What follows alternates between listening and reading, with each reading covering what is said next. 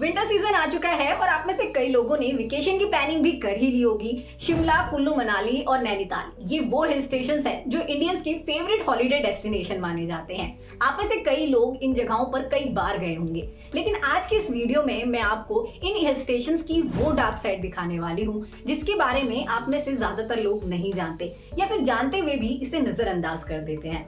हर साल करोड़ों लोग इंडियन हिल स्टेशंस को विजिट करते हैं, स्पेशली उत्तराखंड, हिमाचल प्रदेश, जम्मू कश्मीर और लद्दाख।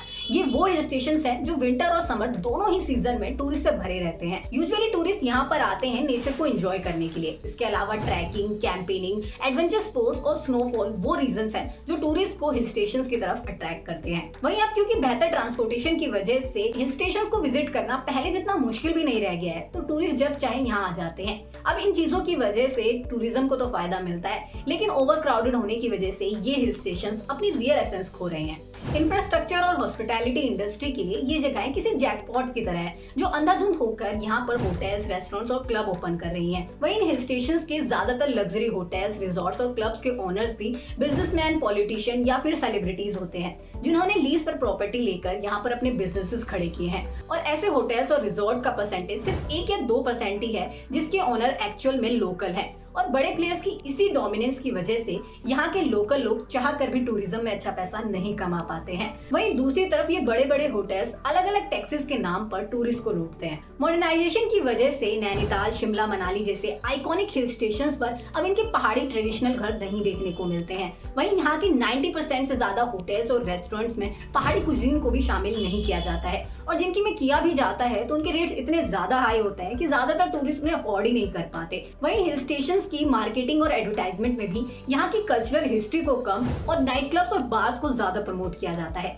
जिसकी वजह से कई बार इन जगहों को विजिट करने के बाद भी ज्यादातर टूरिस्ट को इनकी लोकल लैंग्वेज और कल्चर के बारे में कुछ भी पता नहीं होता।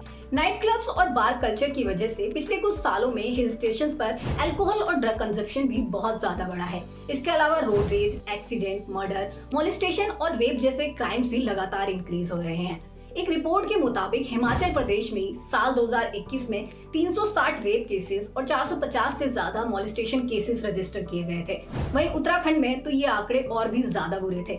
रिपोर्ट्स के मुताबिक उत्तराखंड में 2021 में 700 से ज्यादा रेप केसेस रजिस्टर किए गए। वहीं ज्यादा पैसा कमाने के चक्कर में कुछ रिजॉर्ट्स और होटल्स अपने यहाँ प्रोस्टिट्यूट्स को भी अलाउ करते हैं या फिर अपनी फीमेल स्टाफ्स को ही ऐसा करने के लिए फोर्स करते हैं। इस साल उत्तराखंड में सामने आया अंकिता भंडारी मर्डर केस में भी कुछ ऐसा ही हुआ था, जहाँ पर रिजॉर्ट के ओनर और मैनेजर ने अंकिता को गलत काम करने के लिए फोर्स किया था, और जब वो नहीं मानी तो उसका मर्डर कर दिया। इंडिया के नॉर्थ और ईस्ट में पड़ने वाले हिल स्टेशन हिमालयन रेंज का हिस्सा है, जहाँ पर दुनिया की बेस्ट मैरिजुआना उगती है, स्पेशली हिमाचल प्रदेश का मलाना विलेज, जहाँ की मलाना क्रीम 2 से 3 लाख पर केजी बिकती है और इसे बेस्ट क्वालिटी ऑफ हैश कहा जाता है। लेकिन प्रॉब्लम ये है कि पहले मैरिजुआना पहाड़ों पर अपने आप उगती थी, लेकिन आज पैसा कमाने के चक्कर में लोग बिना लाइसेंस के इसकी इलीगल फार्मिंग भी करने लगे हैं, जिसकी वजह से मनाली, कसौल जैसे खूबसूरत हिल स्टेशन नार्कोटिक्स की चपेट में आते जा रहे हैं। वहीं अब यहाँ पर चरस, गांजे के अलावा हीरोइन और कोकेन जैसी खतरनाक ड्रग्स भी इलीगली सप्लाई होने लगी हैं। साल 2021 में अपने एक ऑपरेशन के दौरान हिमाचल पुलिस ने 12 करोड़ की ड्रग्स को सीज किया था। वहीं कुल्लू में इलीगल तरीके से उगाए गए 15 लाख के गांजे के पौधों को डिस्ट्रॉय किया था। और ऐसा नहीं है कि ये ड्रग्स सिर्फ हिमाचल में बिक रही हैं। पिछले कुछ सालों में हिमाचल से ड्रग ट्रेड का ये बिजनेस देश के दूसरे शहरों और फॉरेन कंट्रीज तक फैला है। हिमाचल पुलिस ने अपनी एक रेड के दौरान 2 नाइजीरियन टूरिस्ट को भी पकड़ा था, जिससे उन्हें 6 किलो हीरोइन मिली थी। वहीं पिछले साल पुणे पुलिस ने भी करोड़ों की ड्रग सीज की थी, जिसे कुल्लू से लाया गया था। अकॉर्डिंग टू रिपोर्ट्स, पिछले 2 सालों में ही हिमाचल पुलिस और नार्कोटिक डिपार्टमेंट ने 550 से ज्यादा ड्रग केसेस रजिस्टर्ड किए हैं, जिसमें 695 लोगों को अरेस्ट किया गया है और इसमें 29 फॉरेनर भी शामिल हैं। हिल स्टेशन पर बढ़ते ड्रग बिजनेस की वजह से अब टूरिस्ट भी यहाँ पर आने से डरने लगे हैं, लेकिन इन इलीगल बिजनेसेस के लिए आप यहाँ के लोकल लोगों को जिम्मेदार नहीं ठहरा सकते, क्योंकि ड्रग बिजनेस को चलाने वाले और इन्हें ऑपरेट करने वाले दोनों ही आउटसाइडर होते हैं। वहीं इन्हें कंज्यूम करने वाले टूरिस्ट, लेकिन इन सब की वजह से सफर करना पड़ता है यहाँ के आम लोगों को। बढ़ते टूरिज्म की वजह से हिमालयन रेंज के क्लाइमेट पर भी बुरा असर पड़ा है। हिल स्टेशंस को विजिट करने वाले जो टूरिस्ट अक्सर अपनी इंस्टा फोटोज में #heaven या फिर #I love mountains लिखते हैं, वही यहाँ पर आकर सबसे ज्यादा गंदगी फैलाते हैं। टाइम्स ऑफ इंडिया की एक रिपोर्ट के मुताबिक हिमाचल प्रदेश का मनाली शहर रोजाना 10 टन गार्बेज प्रोड्यूस करता है, जो कि पीक सीजन में 50 से 60 टन डेली पहुंच जाता है।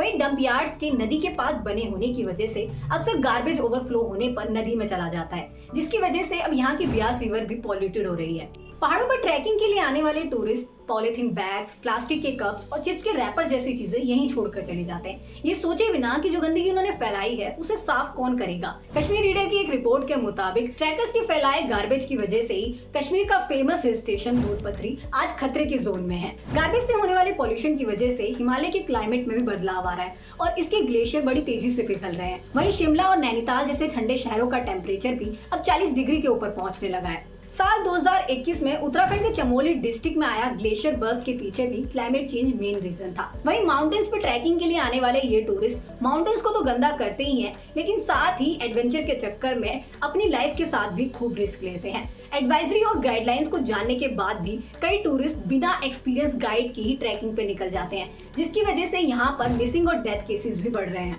असल में यहाँ पर ट्रैकिंग के लिए आने वाले प्रोफेशनल माउंटेनियर्स और ट्रैकर तो बहुत कम होते हैं और ज्यादातर वो टूरिस्ट होते हैं जो सारी लग्जरी फैसिलिटीज के साथ में यहाँ पर कैंपेनिंग के लिए आते हैं, जिनके लिए ये माउंटेन्स वीकेंड पर पार्टी जोन बन जाता है और वो यहाँ पर आकर यहाँ के नेचुरल रिसोर्सेज का भी पूरा मिसयूज करते हैं। कैंप साइट्स पर अल्कोहल बैन होने के बावजूद भी ड्रिंक किया जाता है, लाउड स्पीकर पर गाने बजाए जाते हैं, जिसकी वजह से यहाँ की वाइल्ड लाइफ डिस्टर्ब होती है। वहीं इंडिया के 10 से ज्यादा हिल स्टेशन ऐसे हैं जो आज की डेट में वाटर शॉर्टेज का सामना कर रहे हैं और इसमें शिमला और मसूरी जैसे फेमस हिल स्टेशन भी शामिल हैं, जहां पर टूरिस्ट के आने के बाद में प्रॉब्लम और ज्यादा बढ़ जाती है। वहीं यहाँ रहने वाले लोगों को हर साल सूखे, बाढ़ और लैंडस्लाइड जैसी प्रॉब्लम्स भी फेस करनी पड़ती हैं। साल 2013 में आई केदारनाथ बाढ़ तो आपको याद ही होगी। इस भयंकर बाढ़ के लिए लोगों ने नेचर को जिम्मेदार ठहराया था, जबकि असल में इसके लिए जिम्मेदार यहाँ का टूरिज्म डिपार्टमेंट और टूरिस्ट थे। यहाँ मौजूद हजारों साल पुराने केदारनाथ मंदिर को हिमालय के क्लाइमेट और यहाँ आने वाले नेचुरल डिजास्टर्स को ध्यान में रखकर बनाया गया है,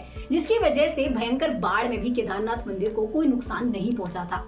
लेकिन केदारनाथ मंदिर और बद्रीनाथ मंदिर जिस जगह पर बनाए गए हैं वो हिमालय के बहुत ही सेंसिटिव जोन्स हैं और ये वो जगहें हैं जहाँ पर पुराने जमाने में लोग सिर्फ अपने आखिरी टाइम में जाया करते थे, क्योंकि यहाँ के कच्चे रास्तों और हार्श वेदर कंडीशंस की वजह से यहाँ पर सर्वाइव के चांसेस बहुत ही कम होते हैं। लेकिन सभी तरह की लग्जरी फैसिलिटीज को यहाँ पहुँचाकर अब इन धार्मिक स्थानों को भी टूरिस्ट प्लेसेस में डेवलप कर दिया गया है, जिसकी वजह से यहाँ पर अब ज्यादा टूरिस्ट पहुँच रहे हैं और ओवरक्राउडेड होने की वजह से ही इन सेंसिटिव जोन्स पर नेचुरल डिजास्टर्स की फ्रीक्वेंसी भी बढ़ रही है। यहाँ आने वाले टूरिस्ट इस बात को नहीं समझते कि टेम्पल्स कोई हॉलिडे डेस्टिनेशन नहीं है जहाँ पर जाकर वो वेकेशन एंजॉय करेंगे या फिर रील्स और वीडियोस बनाएंगे।